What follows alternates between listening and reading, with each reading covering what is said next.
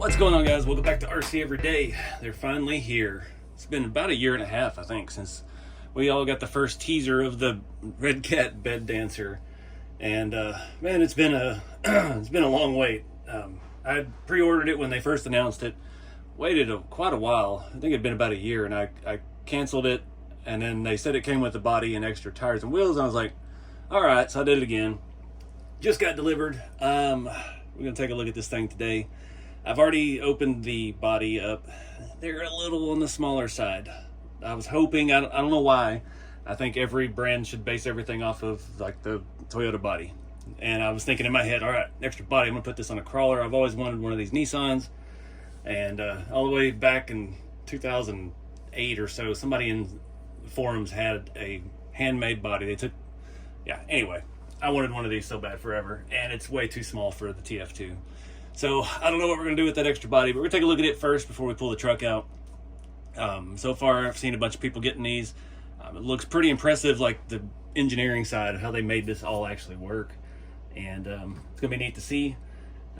Picture on the box, everything looks good. Lots of detail, lots of chrome. And I've seen it's got a little scale battery tray and all kinds of cool stuff. So anyways, let's take a look at the spare body set first. It's kind of a unique way that these are built. Lots of pieces. They're modular, so you have top half, and then you have to bolt on this.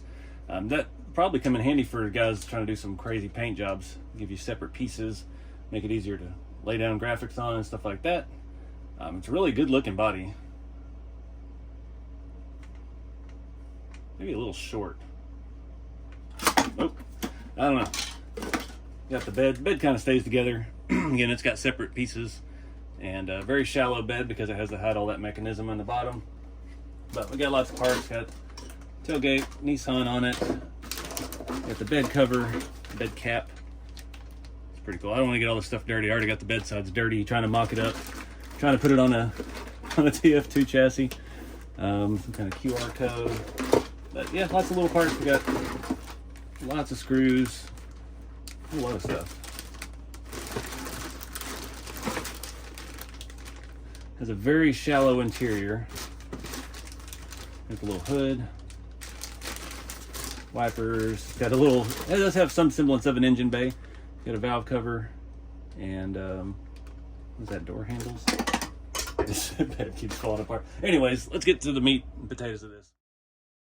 As always with the Redcat lowriders, very nice bougie packaging. Try to not scratch it up. Haven't decided yet if I'm going to keep this thing, but I had to get one for you guys. Do some videos on the channel with. All of their boxes have a scene on the inside so you can unfold it. Have a backdrop for displays and stuff like that. All right, the Founders Edition. Like opening an iPhone. Okay, instructions. We got some stickers. I saw they got some pretty wild stickers. One of the cool things with the lowriders, I've seen a lot of folks do some pretty neat graphic design things for them. That is a massive sticker sheet. Got a whole bunch of Founders Edition stickers, gold and silver. Anyway, get to it. It's got the same radio as all the hoppers have. Got their 6-channel twin stick. Come on, hop out of there. I'll have to read how to control this thing with it. We got a data cable. What do we got in here? What is that? Huh. Oh, it's for the topper, I think. Maybe it's got bed rails. So the Founders Edition does come with these extra wheels and tires. Man, those are kind of cool looking. Maybe keeping those. I'm gonna be very delicate getting this out of here. I'm just really surprised. I think it never even crossed my mind about the size of it. In my head, everything is based around the same size. I've done the same thing before. I bought one of those WPL Suzuki Jimneys because it's like 1/10 scale, and I got it and it was tiny compared to everything else. So scale is completely relative. So we do have some suspension. Let's do the untaping. Oh, it's just so little. Dang it. All right, got it all unwrapped. A little engine bay under the hood. Nothing else going on there, strictly for looks. Hood seems to shut pretty good, actually stays put.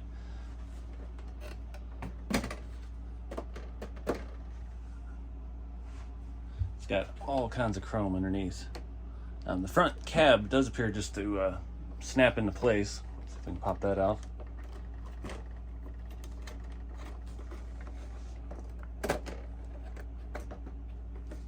It's got some weight to it.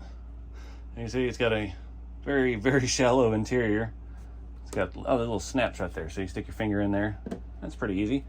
Decent sized battery tray. That is wild. So we've got 2 servos here with cable mounts that go down underneath. Get a little closer look at that. Even the chassis rails are painted orange to match. The finish on everything looks fantastic. The entire front end is chrome. I wonder if that's just the Founders Edition thing with all the extra detail, or this is how they're going to come. Our steering servo is like CNC billet. The little thing is actually very nice looking. Some Hexfly 50BL HX brushless servos, metal mount or metal horns. There is another servo on the Z-rack underneath the bed. It's really trick right here too. If you can see, we got our little fuel cell and our batteries, and some of our other extensions in here plug into those things. It looks like the battery is plugged in. We've got 4 pumps, a full hydraulic setup underneath there. Suspension on it actually feels really good. I've already seen someone is working on the hydraulic suspension to go on this. It has to be very tight. I can't imagine how they're going to do that. There's not a lot of space up there. There's some room underneath the motor, but yeah, let me get some batteries for the radio and we'll get this thing on, start pressing buttons, see what happens. Well, I figured I'd be responsible and look at the instructions about the batteries. I didn't want to put anything too big in it. Really cool, you open the hood, you flip open the valve cover, and you can access this screw and adjust the ride height. Same back here, this screw right here allows you to adjust the ride height of the truck. So it does set pretty low out of the box. Got a neat option. 2 or 3S LiPo. Showed the recommended battery for it was a 3600. So yeah, I was worried about putting something too big in it. So just turn it on, install the cab, and start pressing buttons, making sure everything works. Not really worried about the speed and the braking. I'm worried about which buttons do the fun stuff. How to drive in reverse, how to brake. Very clear instruction manual here. Steering trim. Alright, so the bed controls. So we got channel 3, so left is tilt, second left is back up, channel 5 is side to side tilt, and then channel 6 raises the other side. Alright, so what about the... Okay, so yeah, it's got the multi-blended ones, so there are ones on the end are Z-axis, or what, I don't know. Then we have these buttons that bind, okay, so similar setup. Let's put a battery in it. I'm gonna start with a 2003S, nothing as big as they say. I saw a video of a guy, his was going way too fast. And he said he had about a 3600 3-cell in it. It's like, yeah, we'll start smaller. You can get all this extra wiring out of the way. That cab really does have some weight to it. It's kind of nice. Set the seat back down. The front's not in. Took me a minute. Turn this thing on. I think that on switch was over here. And I'm going to have to look. Trying to be very delicate and not get fingerprints all over this. It's on the driver's side. Make sure it ain't going to take off on me.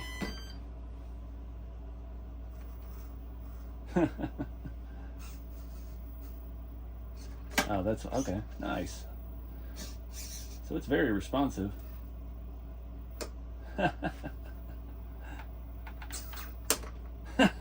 Oh Lord. So throttle response is very delayed, so you don't do anything super crazy.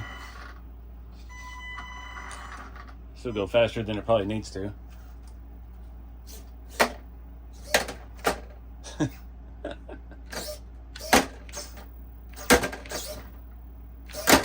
Jesus, the thing's quick.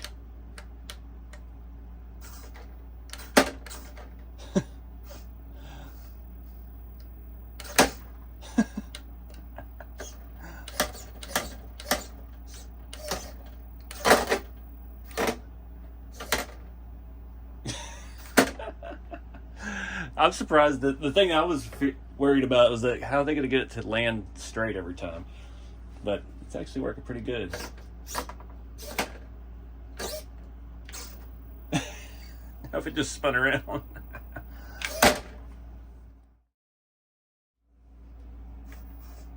It's pretty easy configuration to remember. It's like a 4-step program. I hit it wrong. The body already popped loose. There it is. Didn't have it down all the way. So you got your 4 switches. So that's your dump. We go dump, then we go up, then we go left, and then we go right. So you sit there and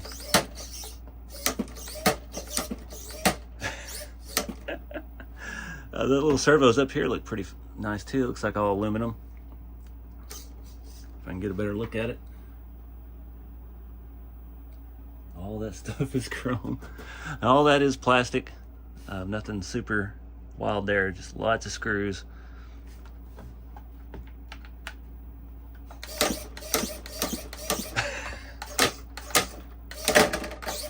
Jesus.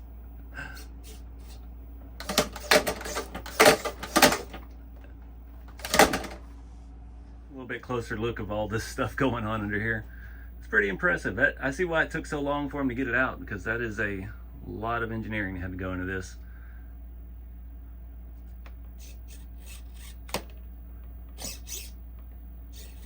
Trying to see which ones actually do the cable. I think that's our main dump, is cable driven off the bigger servos. That one. So that's channel 3. Yeah, you can hear them moving up there. That's channel 4. So yeah, those two are off to the larger servos under the cab. And we got a micro servo. Where is the... Oh, yeah. Oh, don't want to do that.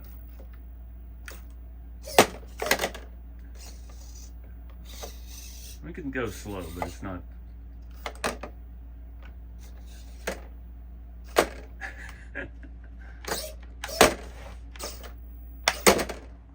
Alright guys, I think that about wraps it up, honestly. It's not a whole lot to cover. It's really a neat piece of engineering. I'm just a little disappointed in the body size. I know there's a whole argument about what's true tint scale and what's not. Everything we have is not. That's why I was hoping this would fit everything else. It doesn't. So I'm not sure what I'm going to do with it right now. I'm going to put it back in the box before I even get tires dirtier. I don't want to put any more fingerprints on it. It's neat. It's impressive that they managed to cram all of this functionality on this tiny little thing.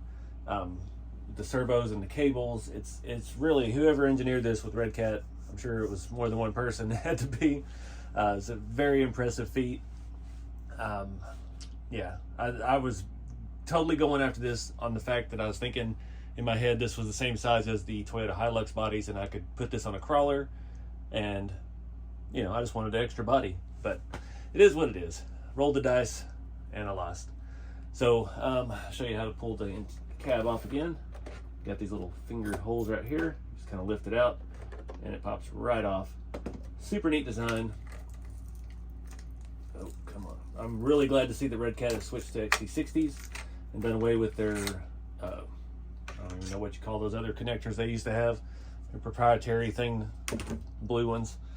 It's a really, really cool setup. This is just wild how all this works. It's really cool looking. I've been in the hobby for, I don't want to say it, over 30 years now. And seeing the way things are going. Redcat has been killing it with the lowrider stuff. Really, I'm proud of them. Redcat was a joke when I first got in the hobby with junk from China. and they've really found a market that needed representation, and they've been killing it. And yeah, it's just neat to see. I'm glad I got my hands on one and got to experience it. But I don't know what I'm going to do with this one down the road. We're going to box it back up and keep it clean. And from my perspective, making my own kits and engineering and stuff, it's a masterpiece, and it's pretty dang impressive. Looking at how all this stuff works here. Cables clamped into an eyelet. It's got a little guide, and it goes into a tube, kind of like the winch cable on my BRX-02 from Boom Racing. Pretty cool stuff with a lot of detail. A little 4-link on the back is pretty slick too. If you follow my kits, you know I like little 4-links. Make a lot of stuff fit in a tight space. It's really neat. Anyways, yeah, appreciate you guys watching, and be sure to like, subscribe, and share, and all that jazz. And check out rceveryday.com. See you guys in the next one.